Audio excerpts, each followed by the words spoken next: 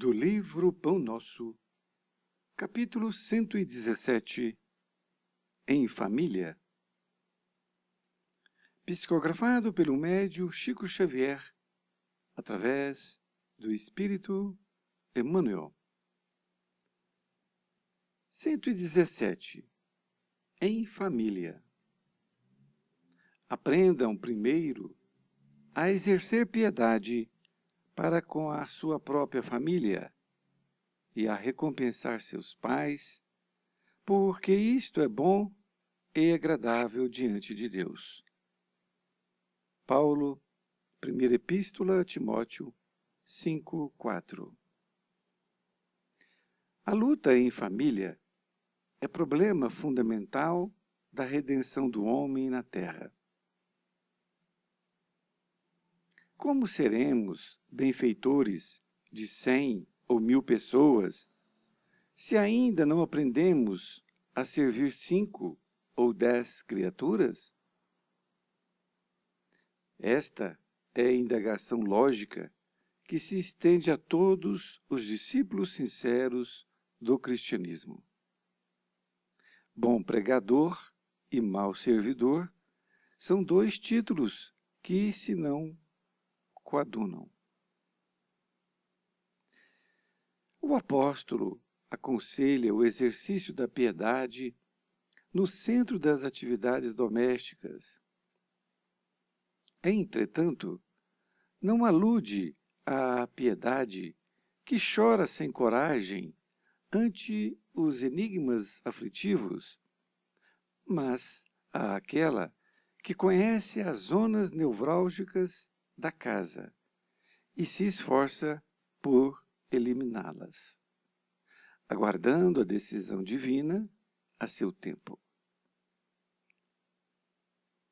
Conhecemos numerosos irmãos que se sentem sozinhos espiritualmente entre os que se lhes agregaram ao círculo pessoal, através dos laços consanguíneos, entregando-se, por isso, a lamentável desânimo.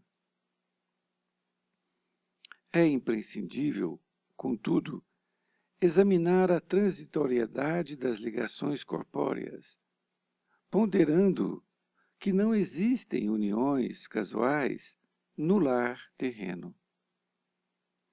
Preponderam aí, por enquanto, as provas salvadoras ou regenerativas.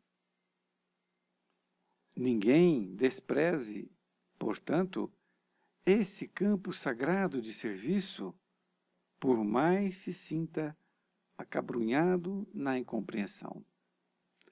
Constituiria falta grave esquecer-lhe as infinitas possibilidades de trabalho iluminativo. É impossível auxiliar o mundo quando ainda não conseguimos ser úteis nem mesmo a uma casa pequena, aquela em que a vontade do Pai nos situou a título precário.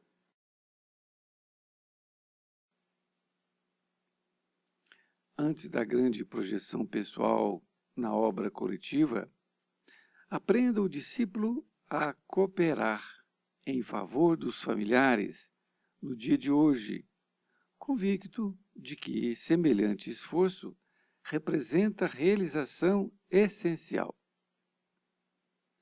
Emmanuel, Pedro Leopoldo, 22 de fevereiro de 1950.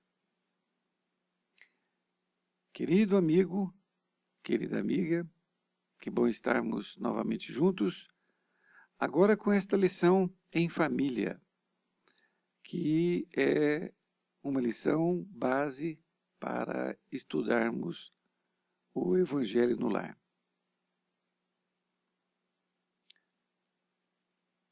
Emmanuel utiliza a passagem de Paulo quando ele escreve à igreja de Timóteo, dizendo o seguinte: aprendam primeiro a exercer piedade para com a sua própria família e a recompensar seus pais, porque isto é bom e agradável diante de Deus.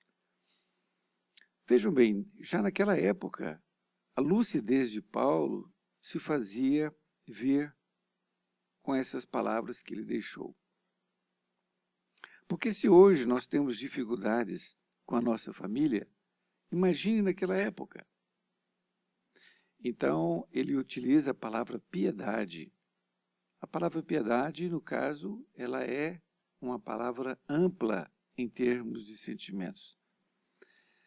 E fala ainda em recompensar seus pais.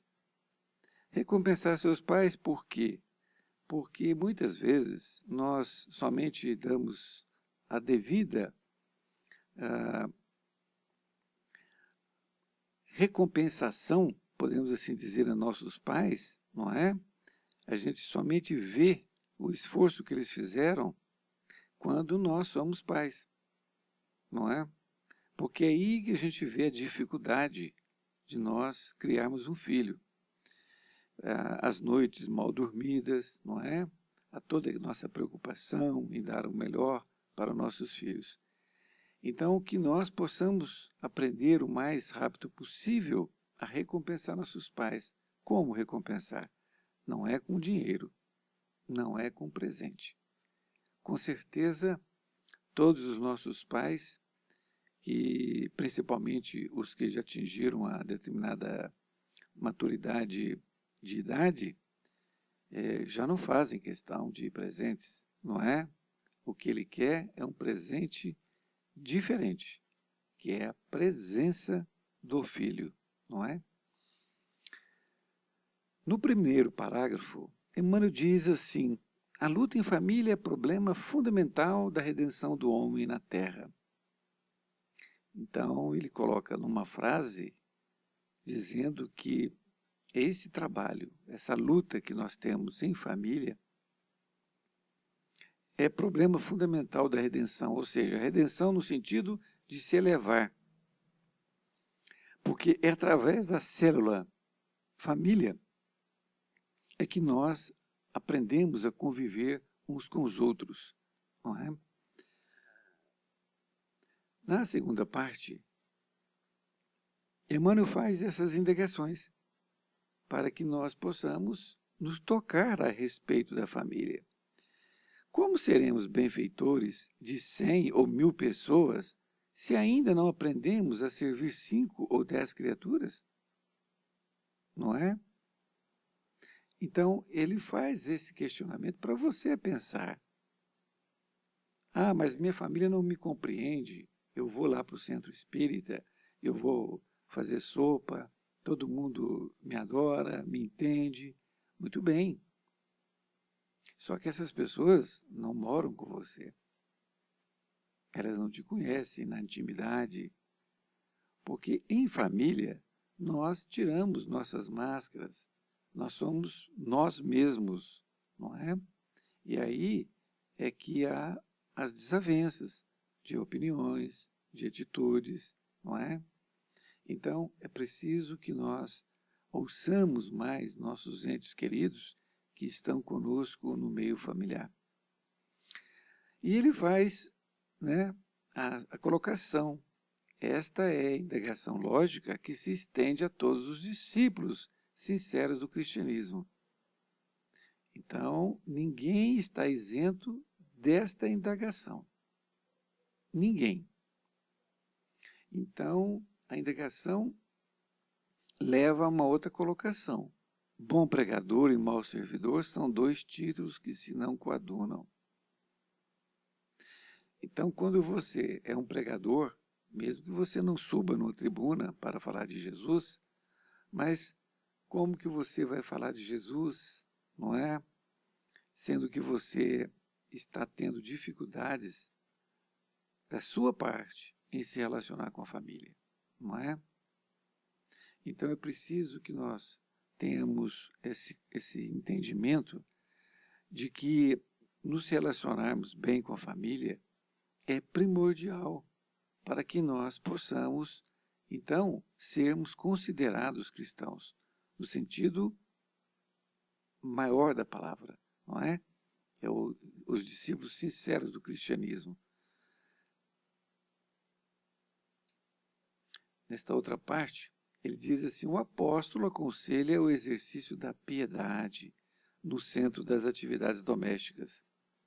Entretanto, não alude à piedade que chora sem coragem ante os enigmas aflitivos, mas aquela que conhece as zonas nevrálgicas da casa e se esforça por eliminá-las, aguardando a decisão divina a seu tempo.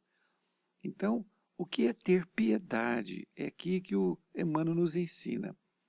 O que significa a palavra piedade dita por Paulo de Tarso? Porque, como disse anteriormente, piedade é uma palavra bastante abrangente nesse sentido. Não significa você simplesmente falar coitado do outro, não é? Simplesmente isso? Não, de forma nenhuma, não é? Então, não se alude somente, ou seja, não se reporta somente a que chora sem coragem, não é? Ante os enigmas aflitivos. Então, não adianta você chorar vendo um problema e não ajudando na solução, não é? Então, você está em família tendo um problema aflitivo e você não ajuda em nada. E ele diz a receita: mas aquela que conhece as zonas nevrálgicas da casa e se esforça por eliminá-las, aguardando a decisão divina a seu tempo. Então, eis a receita de Emmanuel. Em família, nós temos que identificar aqueles enigmas aflitivos, não é? Porque cada família traz consigo parecidos com outra família, mas tem uns próprios. Porque, como disse anteriormente, nós estamos juntos, não é por acaso, não é? Então, que nós possamos identificar esses problemas e eliminá-los, né? Temos que nos esforçar para eliminar esses problemas, não é? E se esforçar. Então, se nós não conseguirmos por completo, mas que nós não percamos a esperança, porque nós estamos ajudando de alguma forma as outras pessoas. E aguarde o devido tempo, porque às vezes não chegou o tempo dessa criatura entender, não é, essa questão de nós nos reconciliarmos, porque somos viajores do espaço e temos aqui, nesse momento, nos reajustar. Continua Emmanuel dizendo: conhecemos numerosos irmãos que se sentem sozinhos, espiritualmente, entre os que se lhes agregaram ao círculo pessoal, através dos laços consanguíneos, entregando-se por isso a lamentável desânimo. Então, ele afirma que conhece inúmeros, não é, irmãos, que se sentem sozinhos, espiritualmente, entre aqueles que se agregam ao círculo pessoal. Isso porque ele, por exemplo, é adepto da doutrina espírita e o seu irmão lá na sua casa é evangélico, a sua mãe é católica e o pai, por exemplo, não segue nenhuma doutrina. Então, há um conflito de religião dentro da casa. E esse conflito não deveria existir, porque deveria ser uma soma de conhecimentos. O que cada doutrina faz é para o bem do outro. Então, ao invés de haver uma separação, deveria haver o quê? Uma junção. Se cada um detém um conhecimento, por que não somar os conhecimentos? Não é? Respeitando o que o outro pensa, mesmo que desaprove. Ou seja, mesmo que você não acredite, não é, no que o seu irmão, na sua irmã, no seu pai esteja falando, mas você tem que respeitá-lo. Porque se você não respeitá-lo, você está entrando no direito dele, não é? E você também tem que mostrar para o outro que você tem que ser respeitado, não é assim? Continua dizendo que é imprescindível, contudo, examinar a transitoriedade das ligações corpóreas, ponderando que não existem uniões casuais no lar terreno. Então, é imprescindível, Emmanuel diz, que nós temos que examinar essa transitoriedade dessas nossas ligações, pai, filho, irmão, não é? Avô, que nós temos então que ponderar que essas uniões não são por acaso. Ou seja, nós não caímos de paraquedas, como comumente se fala, não é? Ou como alguns menos avisados dizem assim, eu não pedi para nascer. Claro que pediu. Ele pediu e muitas vezes até implorou, porque aquela família talvez não seja a família dele, e ele pediu para que ali entrasse para que pudesse aprender, não é? Então, não existe nada ao acaso. Já dizia Kardec, o acaso não existe. E não poderia existir dentro do seio familiar, que é a coisa mais importante da nossa encarnação. É a nossa família, não é? Então, não poderia nunca existir acaso. Qualquer pessoa pode entrar na família. Não, estamos aqui juntos para que possamos melhorarmos uns aos outros, não é? Porque está dizendo aqui, ó, preponderam aí, ou seja, na família, por enquanto, as provas salvadoras ou regenerativas. Por que ele disse salvadoras ou regenerativas? Porque nós, em vidas passadas, tivemos muitos problemas com essas mesmas pessoas que estão conosco. E agora nós viemos, mais uma vez, para nos salvar ou para nos regenerar. Então, não pense que você vai salvar o outro. Você vai salvar a si mesmo, não é? Você tem que dar o seu testemunho. Então, essa questão de salvação ou regeneração é para você mesmo. Não pense que você é bom e que o outro é ruim. E que você está ali somente para ajudar. Não, você está também sendo ajudado. Porque você tem o seu débito ali que você tem que se refazer diante dessa situação. Nesta outra parte temos ninguém despreze, portanto, esse campo sagrado de serviço, por mais se sinta acabrunhado na incompreensão. Então veja bem, é exatamente o que eu falei com outras palavras. Que você não possa se sentir desprezado, não é? Eu estou aqui desprezado, ninguém me entende, não é? E porque eu não sou compreendido. Não pode haver esse sentimento, não é? Você não pode sentir que está sendo incompreendido. É fundamental que você entenda que todos nós temos opiniões diferentes e que nós temos que transmitir essas opiniões uns aos outros, este conhecimento, para que a gente possa nos elevar. Este é o sentido da família. No segundo parágrafo, constituiria falta grave esquecer-lhe as infinitas possibilidades de trabalho iluminativo. Então, nós não devemos nunca esquecer que essa junção da família, das pessoas, são infinitas possibilidades do trabalho de iluminação. E é realmente aqui que é o cadinho que nós vamos o quê? Burilar os nossos sentimentos, transformando os nossos defeitos em virtudes. Continua dizendo Emmanuel, é impossível auxiliar o mundo, quando ainda não conseguimos ser úteis nem mesmo a uma casa pequena, aquela que a vontade do Pai nos situou a título precário. Olha que colocação. Então, nós muitas vezes estamos indo para fora, mas para querer fugir de nossa casa. Nós temos que pensar isso. Será que não é uma fuga da nossa parte? Então, nós temos que auxiliar, sermos úteis à nossa casa pequena. Porque aqui é que nós aprendemos a nos melhorarmos. E aí podemos doar mais às pessoas, principalmente as de fora. Na finalização, Emmanuel diz, antes da grande projeção pessoal na obra coletiva, aprenda o discípulo a cooperar em favor dos familiares no dia de hoje, convicto de que semelhante esforço representa a realização essencial. Então, antes de que você vá para essa projeção pessoal na obra coletiva, não é?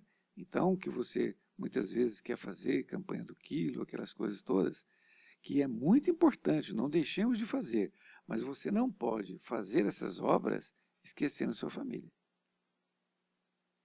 Porque senão você está querendo queimar uma etapa. E não adianta, não adianta. Aprenda o discípulo a cooperar em favor dos familiares. No dia de hoje, convicto de que semelhante esforço representa a realização essencial. Então, para que você possa realmente se dar bem, podemos assim dizer, para que você possa fazer com amor e carinho para a obra coletiva, é preciso que você antes tenha feito aqui junto aos familiares, que você esteja com eles, ajudando, não é? E não se furtando, querendo fazer obra coletiva fora da sua casa, se dizendo que aqui você é incompreendido, não é? Então que você aceite a opinião do outro, mesmo que você não concorde, não é? Você mantenha a sua opinião, caso você acredite que ela está correta, ou então você modifique a sua, não é? Tenha humildade para isso, mas acima de tudo, ouça o outro, trate com carinho, trate com amor, não grite, não é? Mantenham uma convivência da melhor possível, não é? Não revide nenhum xingamento, não revide nenhum impropério, porque você pode entender que muitas vezes o outro está em desequilíbrio e é preciso que você esteja no equilíbrio e não revide, porque Jesus nos disse que era para nós mantermos no equilíbrio, não é? Se uma pessoa te bater numa face, você dá outra. Então, se essa pessoa está em desequilíbrio, você esteja preparado para receber outro, não é? Outro xingamento, outro qualquer palavrão, mas você não caia no desequilíbrio. Ajude, entre em oração e peça ao mentor daquela criatura para que lhe ajude, porque é isso que nós precisamos de fazer. Foi muito bom estar estudando essa lição com você.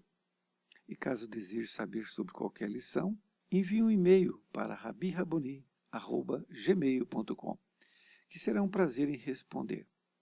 Um grande abraço e fique com Deus.